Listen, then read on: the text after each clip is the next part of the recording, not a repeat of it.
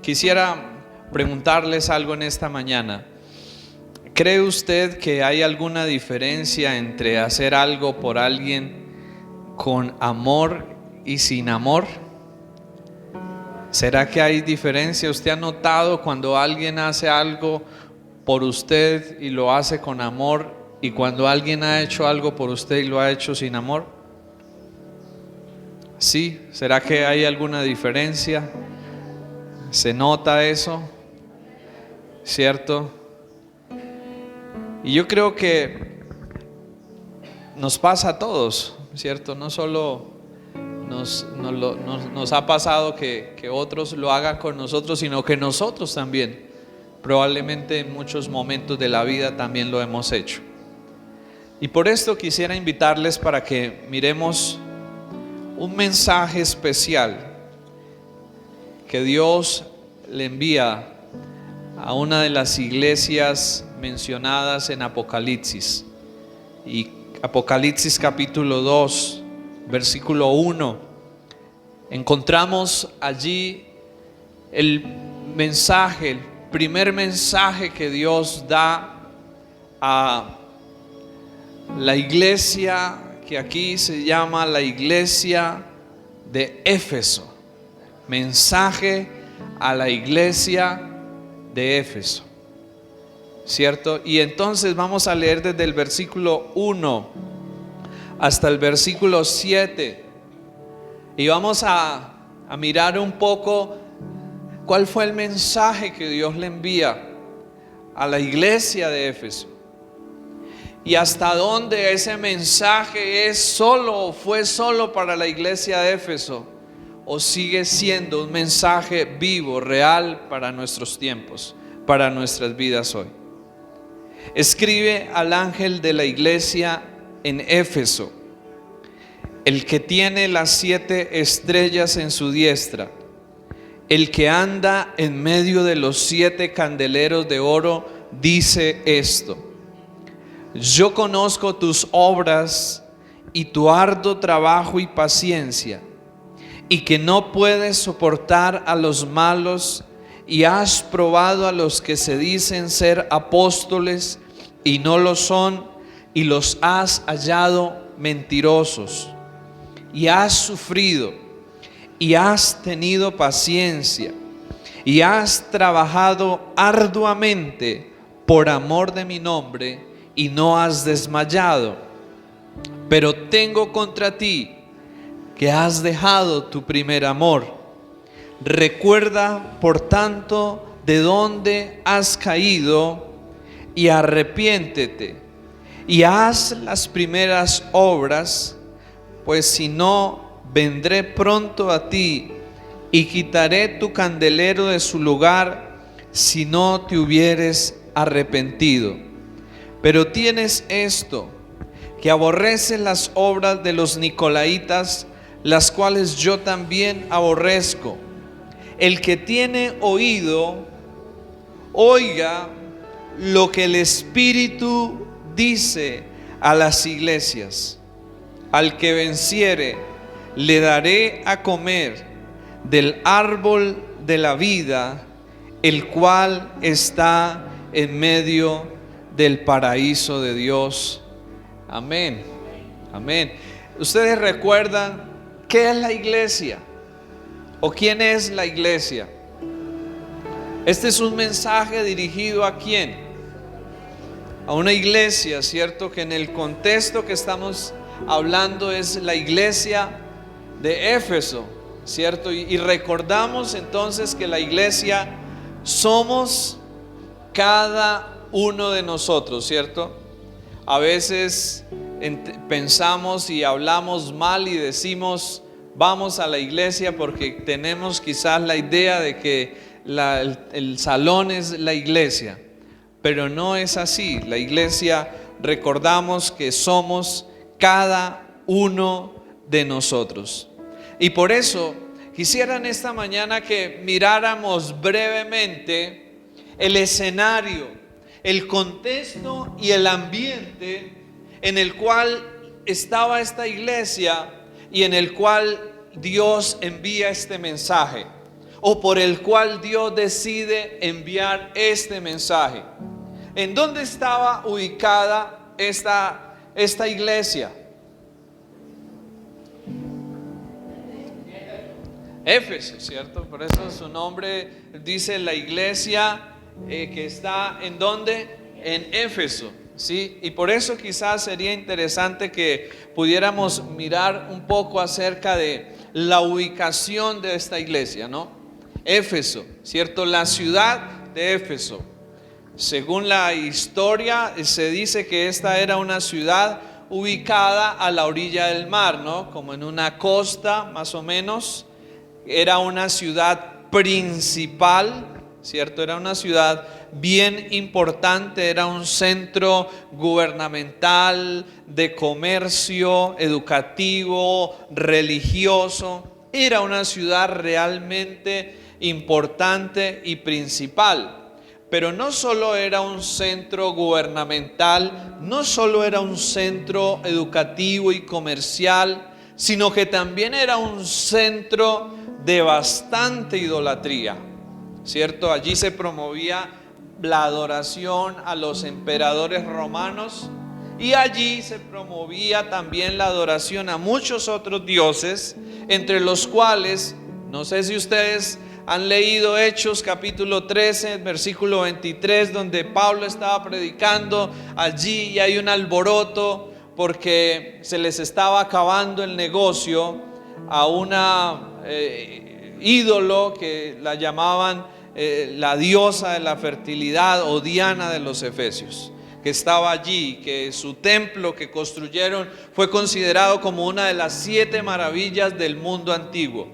Sí, este era el contexto. Esa era una ciudad de bastante comercio, pero también mucha idolatría, mucha inmoralidad sexual, porque la forma en que adoraban a este ídolo de Diana de los Efesios era a través de actos inmorales y pervertidos de sexualidad.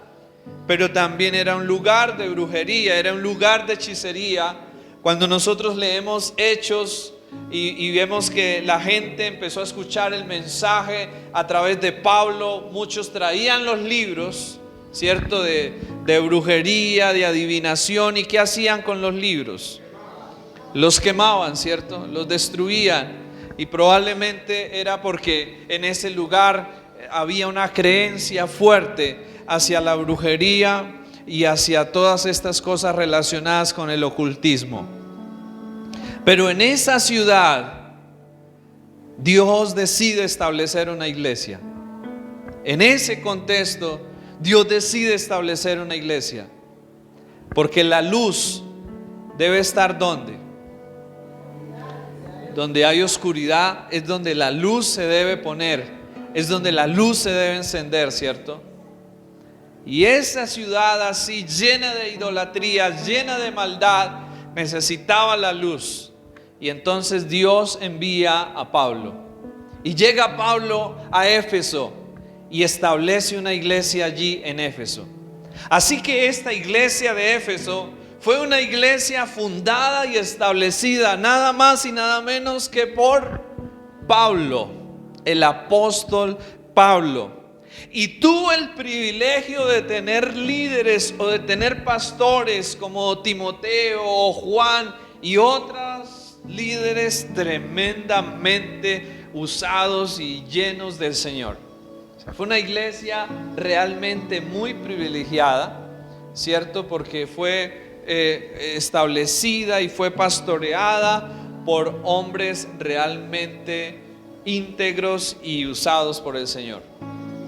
Pero esta iglesia no solo es fundada por Pablo, no solo es pastoreada por líderes de esta calidad, sino que también se dice que esta iglesia fue desde la cual fundaron las otras 6 iglesias que se menciona luego en Apocalipsis, capítulo 2. Sí, desde esta iglesia se fundan, se crean, se establecen las otras iglesias. Pero luego en el versículo 1 encontramos una descripción de quien le envía el mensaje a la iglesia.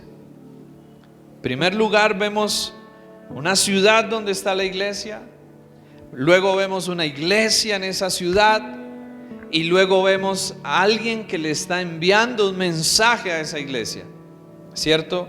¿Y quién es el que le envía el mensaje, ¿cierto?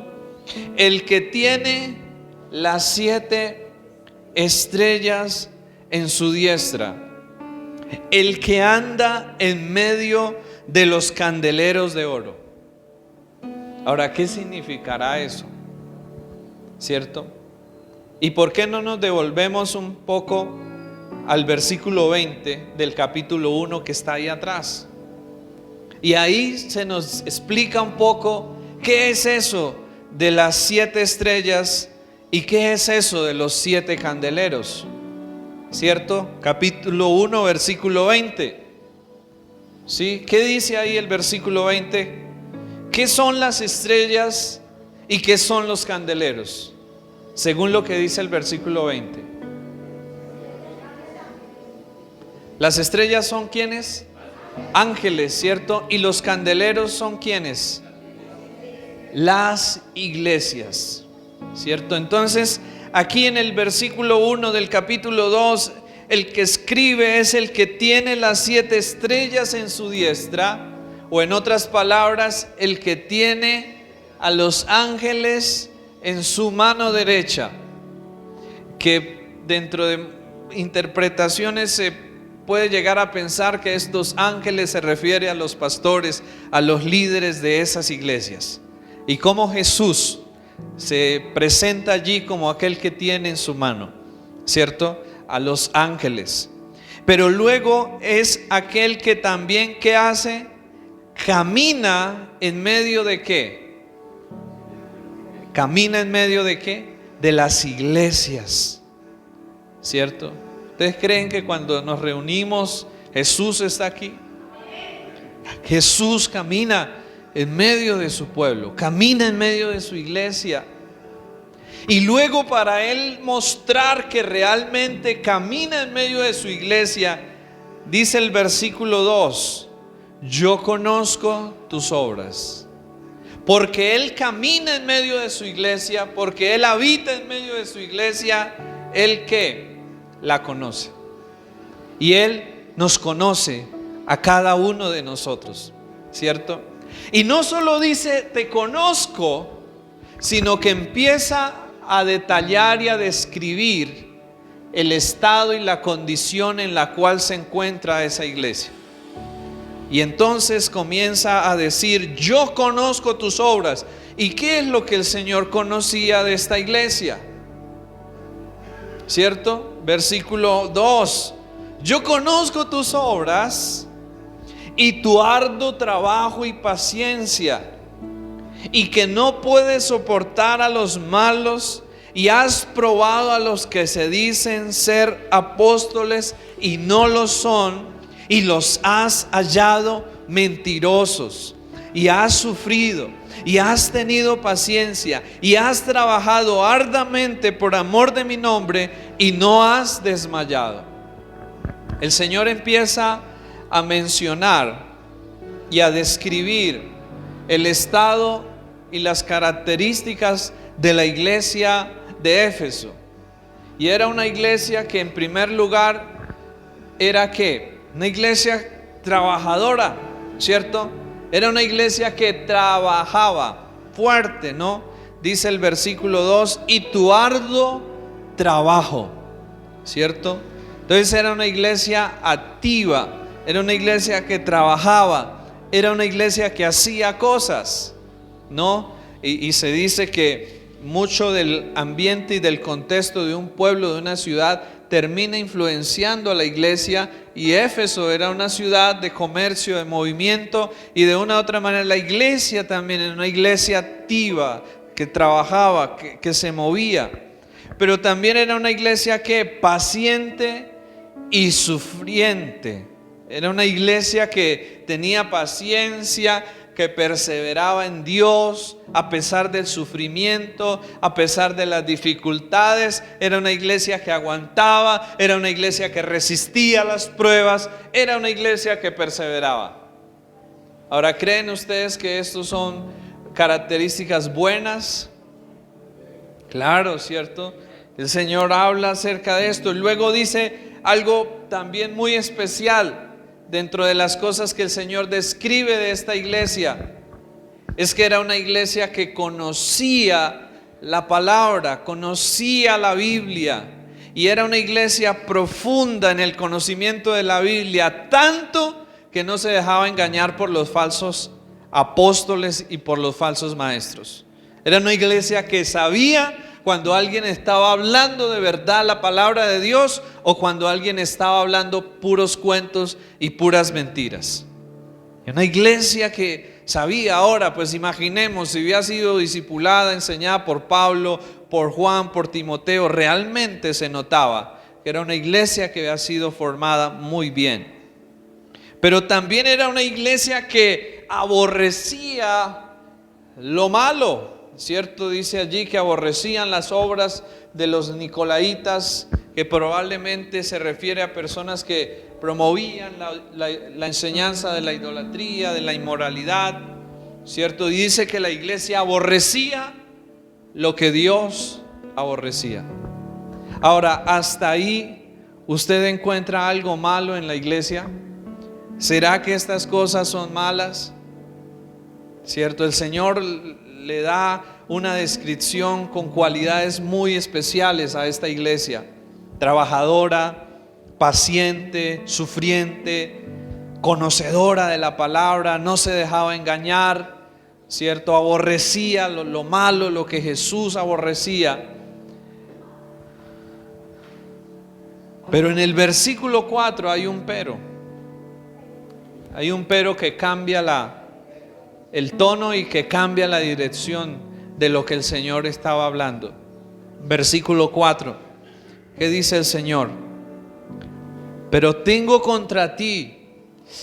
Que el Señor diga esto lo pone a uno como a pensar, ¿cierto? ¿Y qué es lo que el Señor tenía contra la iglesia? Que has dejado tu primer amor. Y a veces cuando uno lee esto, uno pensaría, bueno, una iglesia que trabaja, una iglesia que es paciente, que sufre, que persevera, que conoce las escrituras, que aborrece lo malo. ¿Cómo Dios puede llegar a tener algo contra esta iglesia? Y entonces el Señor aquí dice, pero yo tengo contra ti algo. Has dejado. Cuando a uno le dicen que ha dejado algo, es algo que en algún momento uno tuvo. O sea, uno no puede dejar lo que uno no ha tenido, ¿cierto? Uno deja algo que ya ha tenido, ¿cierto?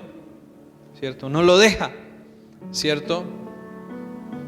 Y no es que se le pierde a uno, como a veces se nos han perdido cosas, se me embolató esto. No, es algo voluntario que uno empieza a dejarlo y hacerlo a un lado, ¿cierto? ¿Y qué era eso que la iglesia había dejado? El primer amor. ¿Qué piensan ustedes que es eso del primer amor? ¿Qué será eso del primer amor del cual el Señor Jesús le habla acá a la iglesia?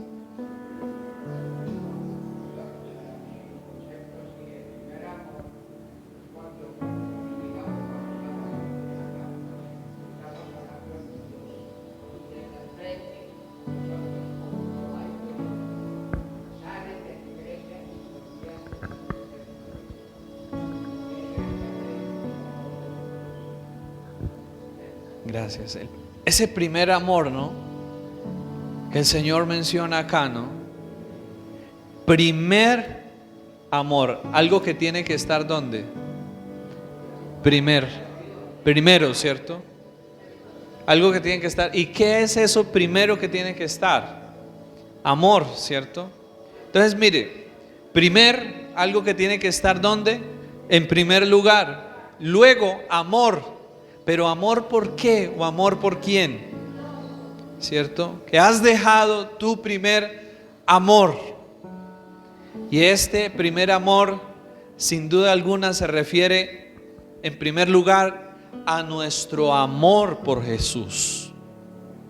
¿Y cómo es eso del amor o del primer amor por Jesús? Es eso en donde nosotros nos deleitamos, disfrutamos, nos satisfacemos en Dios. Tenemos un compromiso, tenemos una entrega y tenemos una prioridad de Él en nuestra vida. Eso es el primer amor, ¿cierto? Un deleite, una satisfacción en Él, una entrega, un compromiso, ¿cierto? Una prioridad para Él y para los asuntos de Él. Pero también el primer amor tiene relación con el amor por nuestro prójimo, con el amor por nuestros semejantes, por la manera como tratamos al otro, por la manera como nos relacionamos con el otro, por la manera como valoramos al otro, por la manera como nos comportamos con el otro. Tiene que ver también con eso, sin duda alguna.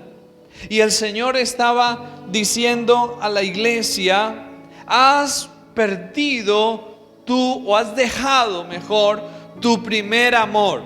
Es decir, ya Dios y las cosas de Dios ya no son tu prioridad, ya no son tu satisfacción, ya no son tu deleite, ya no son lo más importante para ti. Ahora se han convertido en algo que probablemente ha pasado a otro lugar en nuestras vidas. La iglesia de los Efesios era una iglesia que trabajaba, porque el Señor se lo describe y se lo reconoce. Era una iglesia que trabajaba y hacía muchas cosas para Jesús. Pero aquí hay un peligro tan grande, y es que cuando nosotros trabajamos y hacemos muchas cosas para Jesús, podemos terminar descuidando y dejando de lado lo más importante, que es nuestra relación personal con Jesús, nuestra búsqueda de Él, nuestro deleite y nuestra satisfacción y nuestra adoración y devoción hacia Él. Sin darnos cuenta, mientras hacemos cosas para Jesús, podemos llegar a estar abandonando a Jesús y descuidando a Jesús mismo y descuidando nuestra relación personal e íntima con Él. Eso era lo que el Señor decía a la iglesia: mire, ustedes trabajan duro, ustedes hacen muchas cosas, pero por favor, entiendan algo. Para Dios lo más importante no es el hacer de nuestro trabajo. Para Dios lo más importante somos cada uno de nosotros. Y lo que Dios desea de nosotros no es solo lo que podemos hacer para Él, sino lo que nosotros somos, y en sí mismos lo que Dios desea es a cada uno de nosotros. Lo que Jesús desea en nuestro corazón, lo que Jesús desea es nuestra atención, lo que Jesús desea es nuestro amor, lo que Jesús desea es nuestra entrega hacia Él. Eso es lo que el Señor desea. La iglesia de Éfeso era también una iglesia con muy buena doctrina, pero a veces la muy buena doctrina nos puede llegar a llevar a un formalismo muerto, sin vida y sin la presencia real de Jesús. Sí, era una iglesia que tenía buena doctrina, que se preocupaba por la sana doctrina, que enseñaba la sana doctrina, pero sin embargo, al no cultivar y dedicarse a una relación personal con Jesús, eso se convertía en un solo formalismo, sin vida, sin poder, sin realidad de Jesús en medio de ellos. ¿Cierto? Y por eso el Señor le dice a la iglesia en el versículo 5, ¿cuál es el primer consejo que Dios, o la primera instrucción que Dios da? Porque algo especial que hace Dios no solo señala el problema, sino que Dios también nos señala la solución, ¿no? Y eso es especial de parte de Dios, ¿no? Dios no solo te dice, mira, esto está mal, sino que Dios también nos dice, mira, esta es la forma correcta de hacerlo. ¿Y qué dice el Señor en el versículo 5? ¿Qué es lo primero? Recuerda,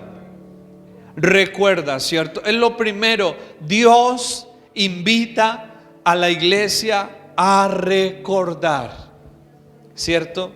A recordar. ¿Usted cree que a veces es importante recordar cosas en la vida? Y Dios, la primera invitación que le hace a la iglesia es a recordar ¿qué? A que recuerde ¿qué? ¿De dónde has caído? ¿Cierto? Recuerda de dónde has caído. Es decir, Dios está diciendo a la iglesia, recuerden cómo solían ser ustedes en sus primeros días cuando recién conocieron a Jesús y Jesús era algo maravilloso para sus vidas, para sus almas y para sus corazones. Eso es lo que Dios está diciendo a la iglesia. Recuerden cómo eran ustedes en sus primeros días de cristianos. Y yo no sé si en esta mañana usted quisiera tomar un momento para recordar cómo era usted en los primeros días de conocer a Jesús. ¿Qué tal si recuerda en esta mañana? ¿Cómo era usted?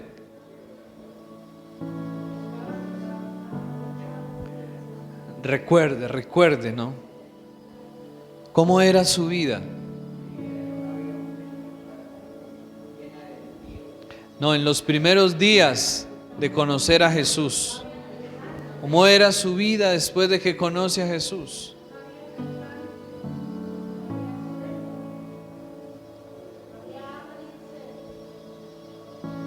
¿Cuál era su anhelo? ¿Cuál era el deseo en su corazón? Estaba enamorado. Si teníamos que ir lejos a una reunión, no importaba, ¿cierto? Si tocaba ir a pie, en carro, en bus, no importaba, ¿cierto? Si tocaba dejar cosas por ir a buscar al Señor, por ir a servir, ¿cierto? Por ir a buscar y a querer más de Jesús. Ahora también puede pasar que quizás haya alguien aquí que dice, oiga, pues yo la verdad nunca he experimentado eso en mi vida. Y si usted no ha experimentado ese primer amor en su vida, no ha conocido a Jesús. Así venga a una iglesia.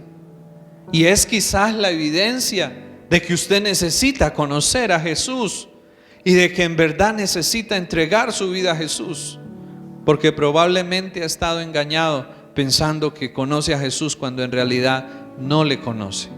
Porque una de las cosas que Jesús hace en la vida de nosotros los seres humanos es que la parte en dos.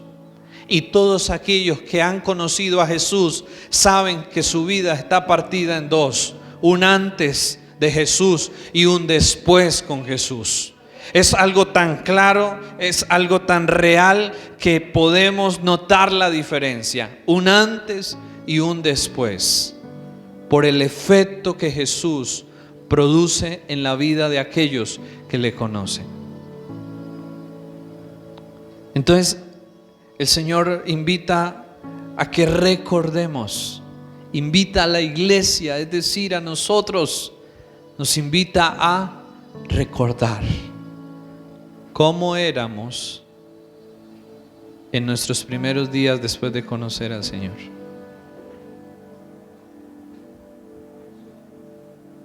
De pronto podemos llegar a decir, no, pues era muy fanático.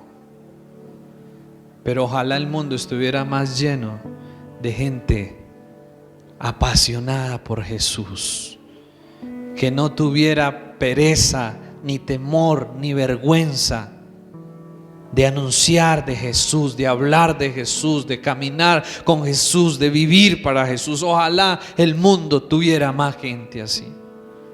Y esto era lo que el Señor le estaba diciendo a la iglesia. Han dejado su primer amor. Y luego, ¿qué dice el Señor? Arrepiéntete. ¿Cuál es el segundo consejo? Primero, recuerda, ¿cierto? El segundo, arrepiéntete, ¿cierto? Y el arrepentimiento nunca tiene que ver con palabras o con sentimientos solamente. El arrepentimiento tiene que ver con decisiones y con cambios en nuestra vida. Eso es arrepentimiento, es que yo voy en una dirección, pero entiendo que en esa dirección voy por mal camino. ¿Y qué hago? ¿Qué hace usted si sabe que va por un camino que lo lleva mal? ¿Qué hace? Da la vuelta, ¿cierto? Gira, no sigue por ahí y busca el camino correcto. Eso es la mejor forma de representar el arrepentimiento. Cuando yo cambio, arrepentimiento no es cuando lloro, arrepentimiento no es cuando hablo, arrepentimiento es cuando cambio, ¿cierto? Cuando cambio, eso es arrepentimiento. Porque a veces hay personas que lloran y dicen estoy arrepentido, pero lloran y eso y al ratico van y siguen haciendo las cosas mal. Eso no es arrepentimiento, eso es remordimiento. Pero el arrepentimiento va mucho más allá de palabras. El arrepentimiento nos lleva a tomar decisiones y a hacer cambios. Y esto era lo que Dios le estaba diciendo a la iglesia. Y es probablemente lo que Dios nos está hablando hoy a nosotros. Recuerda primero, pero en segundo lugar está diciendo Dios, haz cambios. Haz cambios. ¿Cierto? Eso es arrepentimiento. Haz cambios. ¿Cierto? Arrepiéntate, ¿cierto? Y luego, ¿sí? ¿Qué dice el Señor? Y haz las primeras obras. 3 cosas. La primera, recuerda. La segunda, arrepiéntete, que es haz cambios. Y la tercera, haz las primeras obras, ¿cierto? O sea, Dios está diciendo cambia. ¿Y qué es lo que ahora tienes que hacer? Las primeras obras. ¿Cuál cree usted que son esas primeras obras que el Señor nos está invitando a volver a hacer? ¿Cuál cree usted que pueden ser esas primeras obras?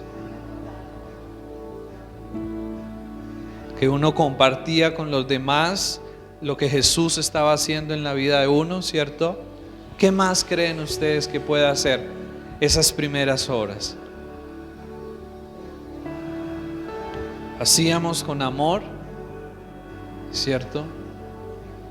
¿Recuerdas cómo solías pasar tiempo en la palabra, leyendo la Biblia? Y te gustaba y te deleitabas en las escrituras y tenías hambre de querer comer este libro, como lo vemos muchas veces descrito en la misma Biblia, ¿cierto? Queríamos leer y conocer al Señor. Recuerdo que esta fue una de mis experiencias. Recién conozco al Señor, Él me guía a empezar a leer la Biblia por el libro de Romanos. Y yo lo comparto con alguien, lo comparto con mi mamá y mi mamá me dice, uy, qué bueno que lo mandó a leer Romanos. Ya se imaginarán por qué, ¿no? Porque mi vida era un desorden tenaz y el Señor me lleva a este libro, ¿no? Donde el Señor empieza a hablarme y a mostrarme las realidades del pecado y las realidades de la nueva vida que Él ahora quería que yo tuviera, ¿cierto? Y es ahí donde comienza a arder y comienza a fundamentarse una fe en Dios en cada uno de nosotros. Pero ¿recuerdas también cómo solías orar? ¿Sí? ¿Lo recuerdas? ¿Cómo solías despertarte y te levantabas y tus tiempos de oración eran tiempos en donde te deleitabas en Dios, en donde te metías y el tiempo pasaba y pasaba y tú no te dabas cuenta de eso? ¿Sí? Es recordar, ¿cierto?, el gozo que teníamos al ir a la iglesia, al ir a la reunión. Yo recuerdo tanto que tenía que ir en una moto por una trocha y tenía que caminar como más de una hora para llegar a la reunión. Me iba a veces desde el día antes para poder llegar a la reunión. Compartíamos tiempos de vigilias toda una noche, desde las 7 de la noche hasta las 6 de la mañana. Y eso era el gozo, esa era la fiesta para nosotros. Nos vamos a la fiesta con Jesús. Y era un gozo y era un regocijo esto, ¿cierto? ¿Cómo nos alegraba venir a la iglesia? No como de pronto quizás pasa con el tiempo, ay no, ya la iglesia, o tiene otro que estar empujándole y diciéndole, vamos para la iglesia, ¿cierto? Recordar cómo te alegrabas cuando servías en la iglesia. Querías servir, querías hacer cosas, ¿cierto? Yo recuerdo que parte de los primeros meses de mi vida cristiana le digo al pastor, yo quiero predicar, y el pastor se queda mirándome y dice, este muchacho, ¿qué le pasa? ¿Cierto? Ya quiere predicar. Y quería servir y quería hacer cosas, porque esa es una de las cosas que produce Jesús en nuestro corazón. Eso no es nuestro, es Jesús el que produce eso en cada uno de nosotros. Recordemos cómo queríamos servir en la iglesia, cómo queríamos hacer cosas, ¿cierto? Y recuerdas lo emocionado que estabas y que le contabas a las personas de lo que Jesús estaba haciendo en tu vida y de lo que Jesús era para ti. Yo creo que estas son las primeras obras. Cómo amábamos estar con Jesús, cómo amábamos leer las Escrituras, cómo amábamos reunirnos con nuestra familia en la fe, cómo amábamos servir a Jesús, cómo amábamos compartir y dar a conocer a Jesús. Mire, de nada nos sirve tener mucha teología en la mente, tener mucha información en el corazón, si no ponemos en práctica y si no vivimos una vida práctica de relación con Jesús. De nada nos sirve eso. El conocimiento envanece. No quiero decir que el conocimiento esté mal. Es necesario, tiene su lugar en nuestra vida. Pero lo que más busca Jesús es que tengamos una relación con Él. Lo que más busca Jesús es que tengamos una vida dispuesta para Él. Lo que más busca Jesús es que tengamos una vida entregada y comprometida para Él. Eso es lo que busca Jesús, ¿cierto? Y a veces nosotros como cristianos hacemos de todo excepto las primeras obras, ¿cierto? A veces hacemos de todo excepto las primeras obras. ¿Y qué dice el Señor en el versículo 5? Lo primero, recuerda. Lo segundo, arrepiéntete, haz cambios. Y lo tercero, haz las primeras obras. Haz las primeras obras. Y eso es lo que el Señor nos está invitando a hacer. Las primeras obras. El amor por Dios y el amor por otros, como el amor entre una pareja, es algo que se debe alimentar y es algo que se debe cultivar. Nosotros aquí lo sabemos. Si uno no alimenta algo, si uno no cultiva algo, ¿qué pasa con eso? se seca, se muere, ¿cierto? ¿Qué tenemos que hacer si queremos volver al primer amor por Jesús? Que el Señor aquí lo está mostrando, que no andar en ese primer amor es un pecado, porque el Señor está diciendo arrepiéntete. O sea, no podemos decir, ay sí Señor, pero eso no es tan grave. No, es grave, porque el Señor está diciendo arrepiéntete. Es decir, el Señor está diciendo, no sigas así, no sigas así. ¿Saben por qué? Porque dejar el primer amor por Dios significa que yo he empezado a amar otras cosas. Yo no me quedo sin amar. Todos fuimos hechos y creados para amar y adorar. Y si yo no estoy amando y adorando a Dios, estoy amando y adorando algo. ¿Sí me hago entender? Dios está diciendo, oiga, vuelvan al primer amor. ¿Por qué? Porque eso significa que han empezado a amar otras cosas, que hay otras cosas que estás amando.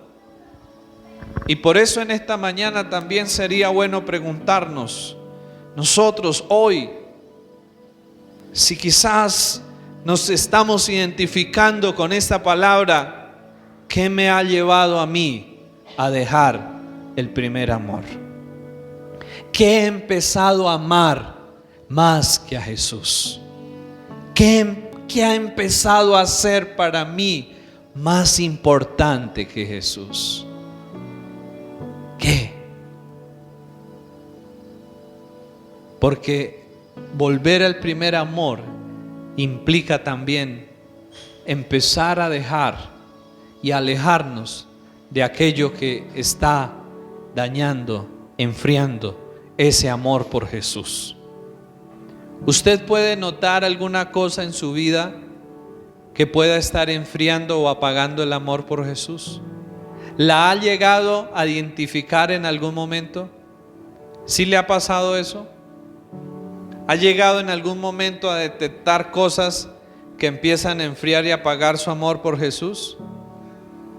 A mí me pasó en algún tiempo, bueno, con algo, y se los voy a compartir, ¿no? Pues espero me entiendan, ¿no? Yo recuerdo que estábamos y comenzamos con unas series en Netflix, ¿no? Y ahora no digo que Netflix sea malo, que mirar televisión sea malo, no, espero me entiendan. Pero noté que pasábamos horas, y como es una serie y sigue y tú quieres terminar para ver todo que pasó y el final y todo esto, y en algún momento yo dije, ¿cómo es posible que pase uno horas y horas y horas frente a esta pantalla y a veces uno para el Señor no tenga la misma disposición, la misma entrega, la misma devoción? Y tomamos una determinación. Ahora, eso es personal, yo no le estoy diciendo que usted tenga que hacer lo mismo, no, porque cada uno miramos y sabemos cuáles son los límites que necesitamos ponernos. Unos pueden ser de una manera, otros de otra. Yo les comparto parte de este testimonio. Yo dije, no, hasta aquí, no más series, porque esta cosa lo coge y lo atrapa a uno y lo tiene horas y horas y horas y le roba energía, sueño, tiempo, de todo. Y Señor, este tiempo debe ser para priorizarlo y buscar tu rostro, buscar tu presencia. ¿Sí? Y esto es un ejemplo, ¿no? Muchas veces el orgullo de pensar que como ya llevamos años en la vida cristiana, que tenemos conocimiento de la Biblia, que ya con eso es suficiente. Y nos acomodamos y decimos, ya, lo he logrado, ¿cierto? Otras veces quizás puede llegar a ser nuestros logros, ¿cierto? Oh, he logrado tantas cosas, y empezamos a descansar sobre lo que hemos logrado y no sobre una vida dependiente de Jesús. Otras veces pueden ser los fracasos. Hay personas que quizás por los fracasos que han tenido se desaniman y dicen, ay, ya no oro más porque mire, oro y entre más oro, más se me vienen problemas, entonces mejor me alejo de Dios y dejo de buscar de Dios por los fracasos. Otras personas les puede pasar heridas de pronto tuvieron una mala experiencia en una iglesia, tuvieron una mala experiencia con otros cristianos y dicen, no, esos cristianos, mire cómo son de terribles, ¿cierto? Si esta es la familia, la fe, no quiero saber más. Y empiezan por dejar anidar el resentimiento, por no sanar, por no perdonar, eso les empieza a enfriar, a apagar y a dañar su amor por Jesús. Y cada uno de nosotros debemos hoy, a través de este tema, identificar qué ha enfriado nuestro amor por Jesús. Otras veces, el mucho trabajo, las muchas ocupaciones, que usted dice, no tengo tiempo para orar, no tengo tiempo para buscar de Dios, porque tengo que hacer, tengo que trabajar. Y eso, aunque uno diga, ¿y será que es malo trabajar? No es malo, pero se vuelve malo cuando por trabajar yo descuido mis deberes y mis responsabilidades con Dios. Ahí se convierte en algo malo y no tiene ninguna justificación, porque mi prioridad debe ser Dios, el reino de Dios, debe ser el Señor. Y yo quisiera que termináramos leyendo Juan capítulo 21, versículo 15. Juan capítulo 21, verso 15.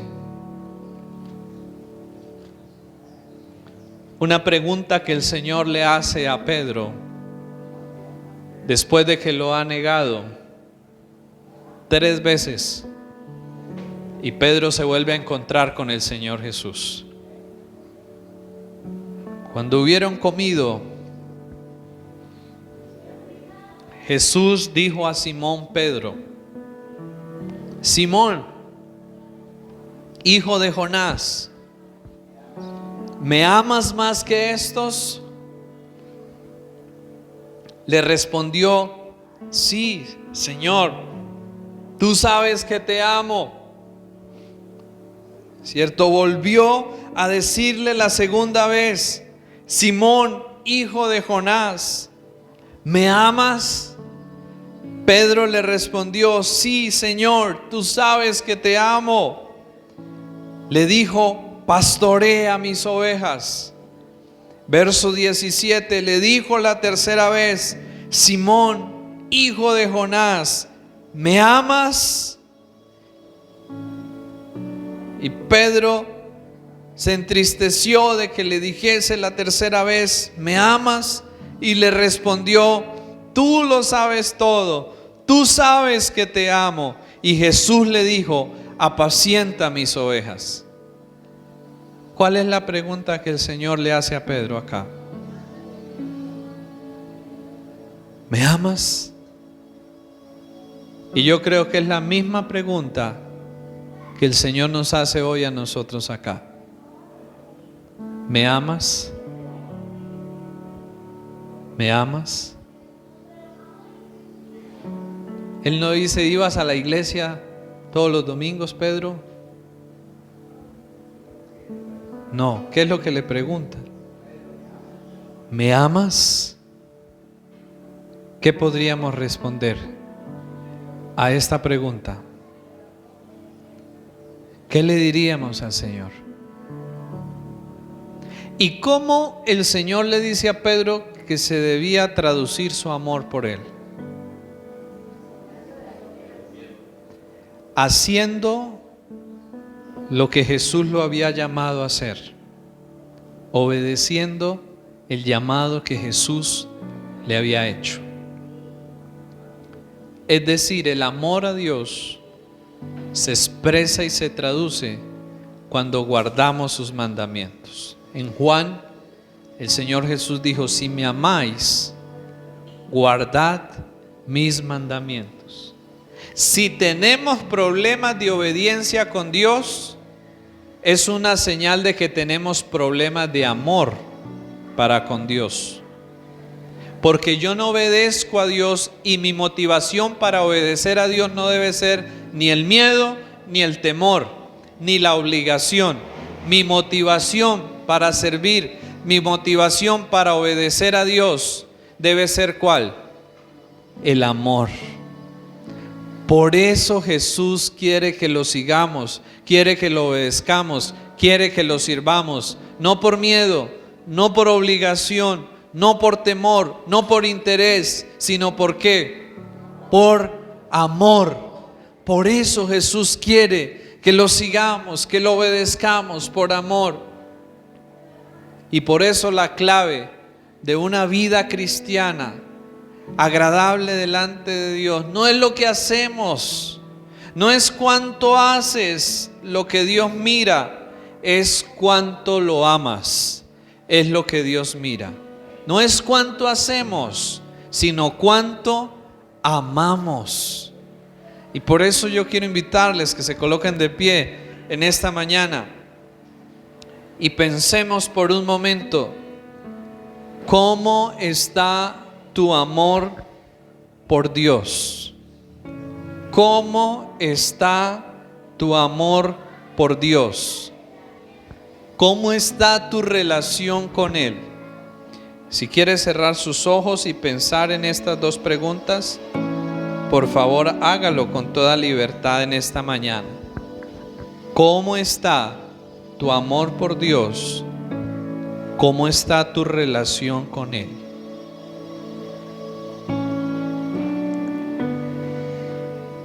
Quizás ha pasado el tiempo y sin darnos cuenta ya no amamos a Jesús como lo amábamos alguna vez.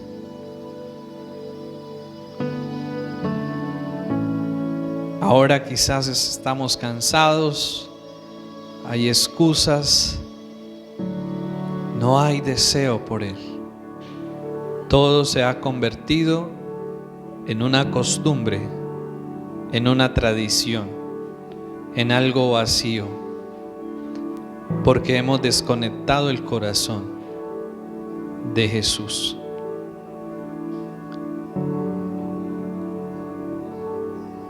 Aquí estamos hoy, Señor.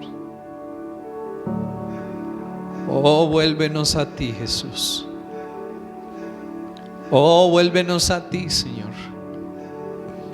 No nos dejes en un estado que no sea el correcto, Señor. Por favor, haznos reaccionar como un día reaccionó el hijo pródigo, que se había ido lejos de la casa de su padre y que había malgastado su vida allí, Señor. Pero él recordó, volvió en sí y regresó a la casa del Padre. Y volvió a la casa del Padre.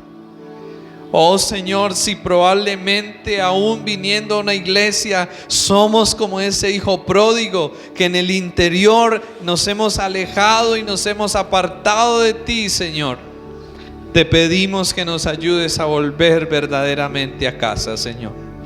Que nos ayudes a volver el corazón a ti, Jesús. Que nos ayudes a volver a las primeras obras, Señor.